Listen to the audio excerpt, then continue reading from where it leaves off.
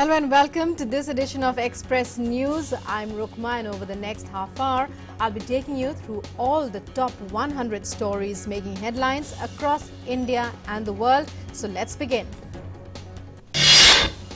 Prime Minister Narendra Modi addresses 29th edition of NASSCOM's Technology and Leadership Forum, a vibrant platform bringing together key leaders from the world of technology and innovation. 1,600 participants from more than 30 countries and over 30 products are being showcased during the three-day event.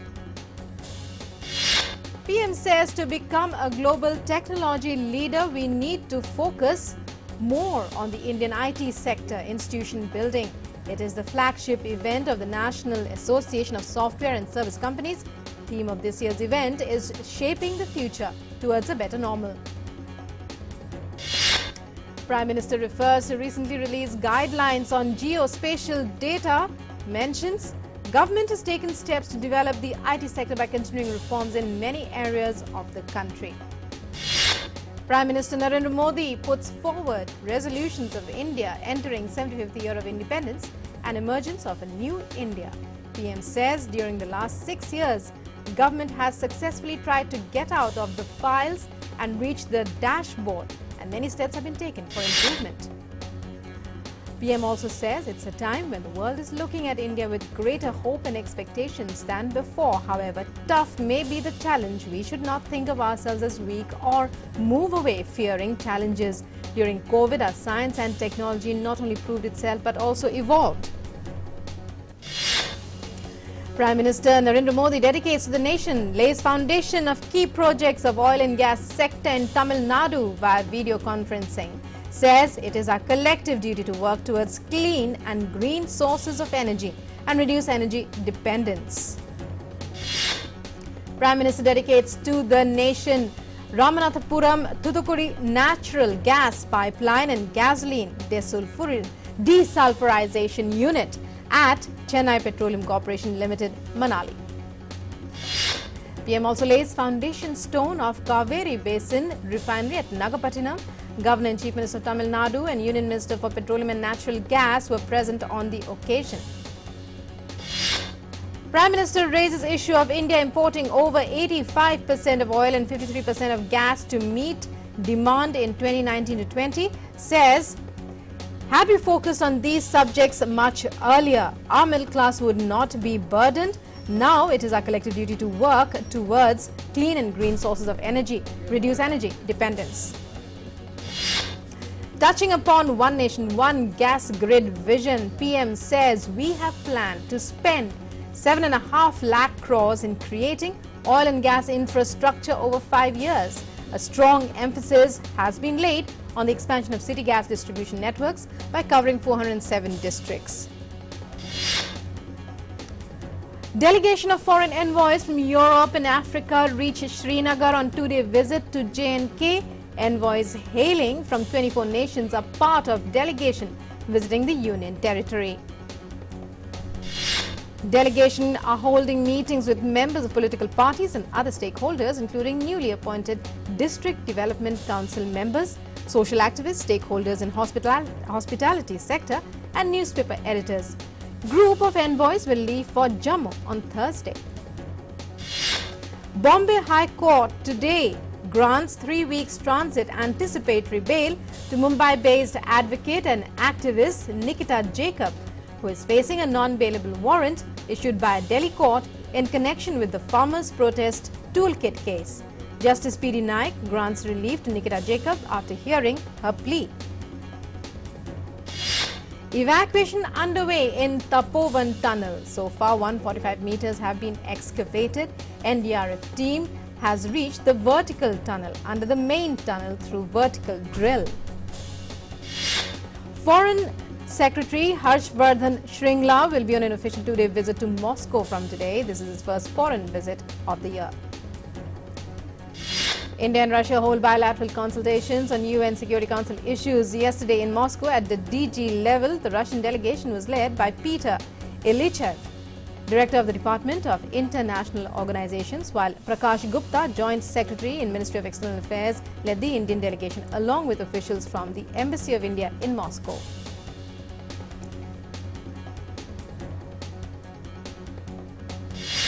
Ministry of Civil Aviation and Directorate General of Civil Aviation DGCA grant conditional exemption for remotely piloted aircraft system usage to Kochi Metro Rail Limited, Kerala for integrated urban regeneration and water transport system project. This conditional exemption is valid till 31st December 2021. Cabinet approves production-linked incentive scheme of over 12,000 crore rupees for telecom sector. Scheme to promote self-reliance in core transmission and 5G next generation equipment by offsetting imports. Investment of 34,000 crore being received in mobile manufacturing. In another important decision, Cabinet approves amendment in Juvenile Justice Act. Amendment proposes to put adoption case under district magistrate and help in protection of children. Comprehensive economic cooperation and partnership agreement with Mauritius also approved. Ministry of Earth Sciences invites suggestions on draft blue economy policy for India. Draft blue economy policy document outlines vision and strategy that can be adopted by the government to utilize oceanic resources available in the country. Minister of Food Processing Industries clears 20 projects worth 363.4 crore rupees under 2 central government schemes. Government will provide grant in aid of 102.91 crore rupees for these projects, which together are expected to generate nearly 12,000 jobs and benefit 42,800 farmers, it said in a statement.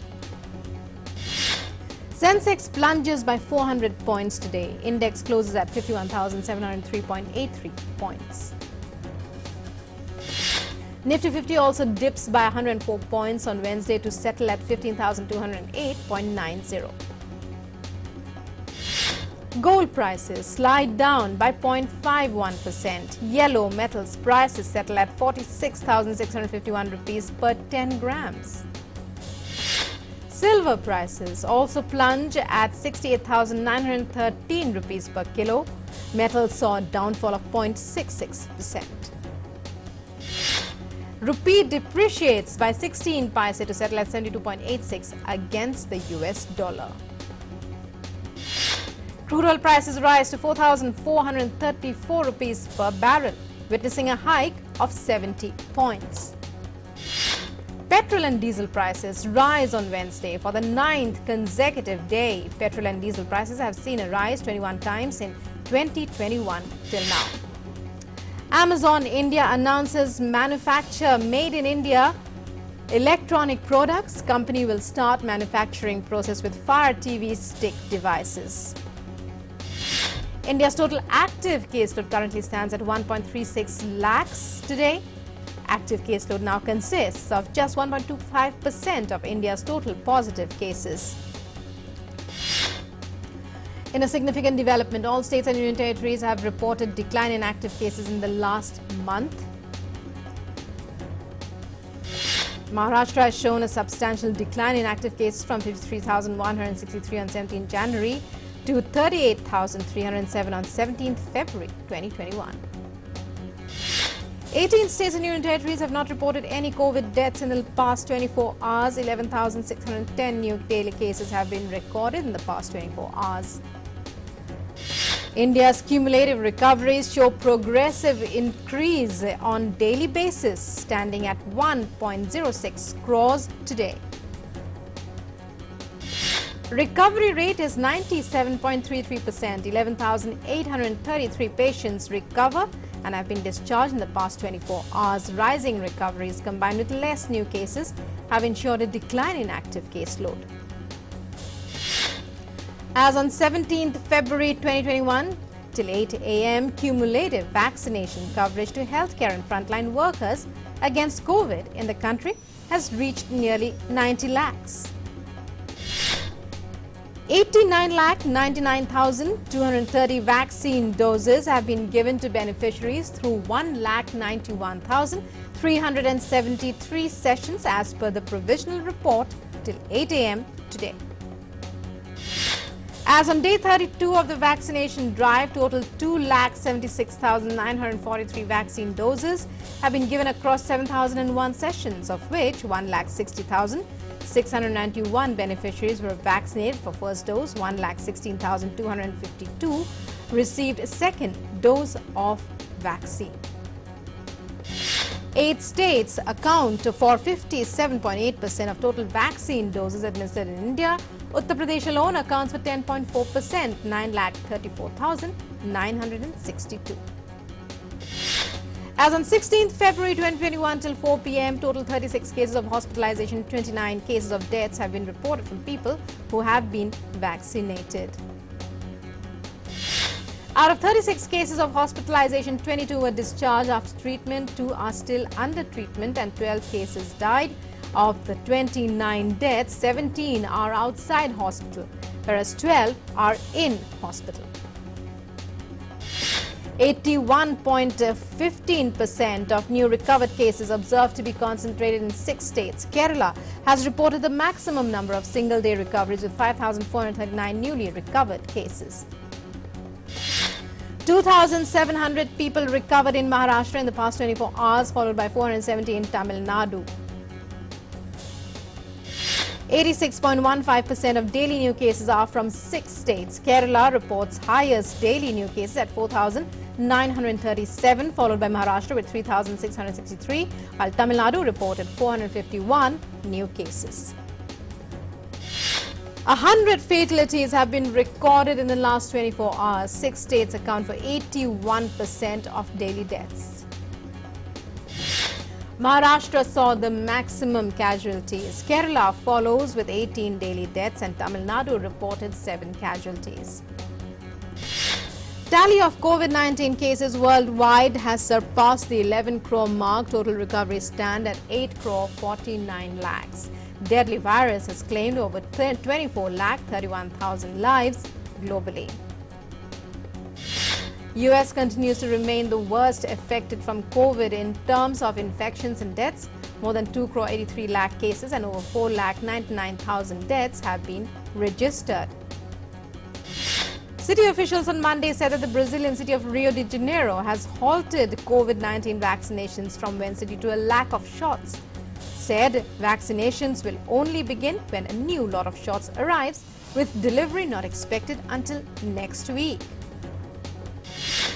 US President Joe Biden on Tuesday traveled to Wisconsin to press his case for a $1.9 trillion pandemic relief bill. Biden wants Congress to pass his $1.9 trillion pandemic relief bill in the coming weeks in order to get $1,400 stimulus checks out to Americans and bolster unemployment payments. Massive testing campaign has started in the northern French city of Dunkirk as the variant that was first detected in Great Britain spreads rapidly in the region. Dutch Prime Minister Mark Rutte called on the country to respect a nighttime curfew, saying it was still needed to fight the coronavirus pandemic. Scottish First Minister Nicola Sturgeon on Tuesday said pupils in Scotland will begin returning to schools from the 22nd of February. Scientists find 7 variants of novel coronavirus in the US with a mutation in the same position in their genes. White House spokeswoman Jen Psaki on Tuesday announces that US President Joe Biden is planning to recalibrate US relations with Saudi Arabia and will communicate through Saudi King Salman bin Abdulaziz rather than Crown Prince Mohammed bin Salman. 5 members of an Islamist militant group sentenced to death by a court in Bangladesh for killing blogger Abhijit Roy, critical of religious extremism. Rocket attack on US-led forces in northern Iraq kill a civilian contractor on Monday and injure a US service member. United States Secretary of State Antony Blinken says country was outraged by the attack. Thousands take to the streets in Barcelona demanding release of rapper Pablo Hasél, who has been arrested by Spanish police on charges of glorifying terrorism and insulting royalty in his songs. Nearly 250 wild grey seals lie on the sand at the northern French coast where they are staging a comeback. seals started to disappear from the Côte d'Opale in the 1970s under pressure from fishermen who saw them as rivals for their catch. A week of sub-zero temperatures sent most people in the Netherlands reaching for their scarves and their ice skates, but health guru Wim Hof braved the snow. He smashed a hole in a frozen canal, stripped down to his shorts and took the plunge. In New York City, a 35-foot beast, bright, bold and a striking shade of orange, Peace Mobile, rolls down the street working to end gun violence in the city for more than 30 years. Its mission is to prevent gun violence by mediating conflict. European Space Agency is looking to add up to 26 new permanent and reserve astronauts. The recruitment is the first in 11 years. The agency is strongly encouraging women to apply. A snowy weather in Russia's capital Moscow did not spoil a day for the panda to have fun. The female panda Dindin seemed to be happy while she was rolling off the mountain. According to the Russian Hydrometeorological Center, abnormally cold weather in Russia will hit Moscow in the coming week with an average daily temperature below the climatic norm by 7 to 12 degrees Celsius. Dinners with friends and nights out inspired designers Badgley Mishkas for Fall 2021 at New York Fashion Week. The designers presented shiny dresses for when fashionistas will be able to socialize freely again. A historic winter storm has brought lower temperatures to Houston than in parts of Alaska. The storm has left millions of Texans without power and spun killer tornadoes into the U.S. southeast. As zoos reopen in Los Angeles after closing for more than 2 months due to the COVID pandemic, families and their children were seen out in force at the Los Angeles Zoo. The decadent revelry of Mardi Gras is going silent in New Orleans this year as officials have cancelled the city's parades, famous for their colorful floats and hedonistic ambience. Hundreds of Filipino Catholics, many in face shields, attended Ash Wednesday services in Manila on Wednesday to mark the start of Lent. Rather than observing the traditional method of dabbing ash directly into church-goers' foreheads, church officials simply sprinkled ash onto their foreheads to maintain social distancing amid further coronavirus outbreaks in the community. BCCI announces Indian squad for remaining 2 test matches against England. Umesh Yadav replaces Shardul Thakur for the Ahmedabad leg of England's series. Ravichandran Ashwin jumps to 5th spot among all-rounders in latest ICC Test player rankings following brilliant show with the bat and the ball against England in the second match. South Africa's Faf du Plessis announces retirement from Test cricket. Du Plessis took over the captaincy in 2016, leading the side in 36 matches before relinquishing leadership last January. Faf du Plessis featured in 69 Test matches for his country and scored over 4,000 runs in cricket's longest format. Indian team's announcement for ISSF World Cup to be held in Delhi from 18 to 29 March. 15 shooters who have won the Tokyo Olympic quota will take part in the competition. Karolina Muchova fights back to stun world #1 Ashley Barty at Australian Open. Reaches her maiden Grand Slam semi-final. Jennifer Brady beats fellow American Jessica Pegula 4-6, 6-2, 6-1 to book Australian Open semi-final berth with Karolina Muchova. Russia's Daniil Medvedev defeats compatriot Andrei Rublev to reach semi-finals at Australian Open for the first time. 4th seed outlasted Rublev 7-5, 6-3, 6-2 as his 8th ranked opponent struggled at Melbourne Park.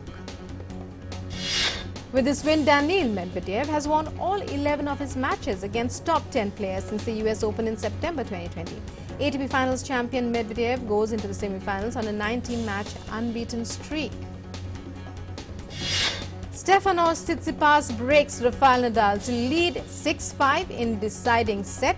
Tsitsipas comes from 2 sets to love down to advance to his second Australian Open semi-final.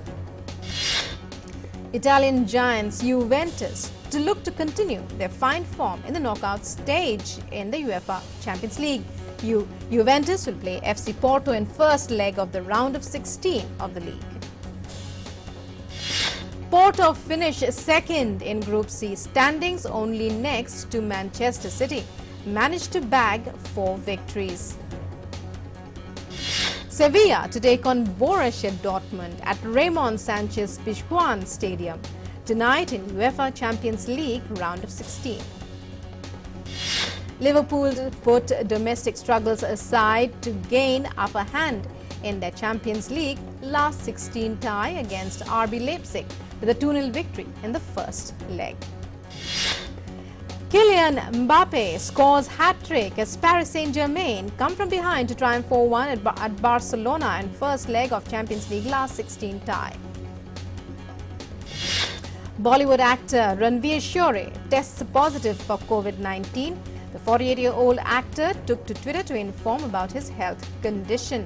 Ranveer is currently quarantined himself. Actor Gurfateh Singh Pirzada joins ace filmmaker Karan Johar's new talent management agency, Dharma Cornerstone Agency. This has come a day after Tripti Dimri joined the agency.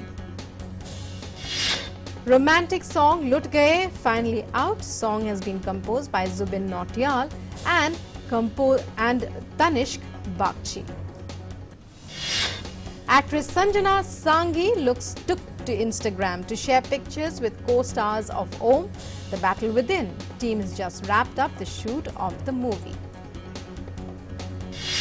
Actor Arman Jain reaches office of ED. He was summoned by ED on February 16 for interrogation into money laundering case. Netflix announces new anime series based on popular strategy-based video game franchise Dota, Dragon's Blood.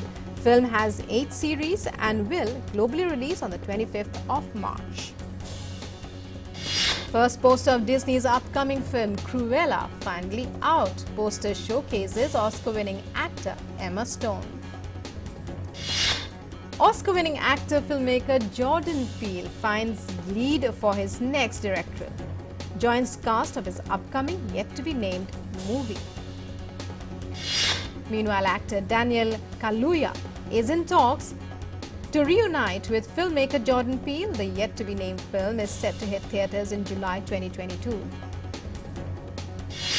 American actor and comedian Adam Sandler recently celebrated his 25th anniversary of Happy Gilmore. Adam paid homage to the classic by sharing a video on the golf course, similar to his role in the movie.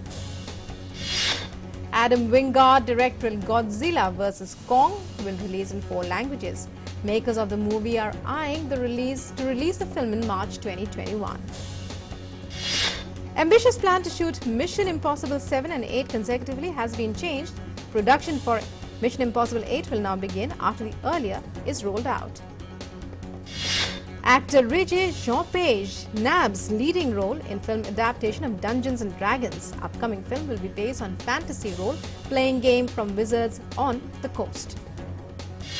American writer Quinta Brunson to write, star and produce ABC's next project. Harity Elementary film is a workplace comedy based on a group of teachers. Well, that's all we have for you in this edition of the Top 100 Stories in our special news presentation, Express News. Do join us again tomorrow as we'll have more news and updates for you. That's all from me for now. The news and updates continue on DD India, so keep watching. Namaskar.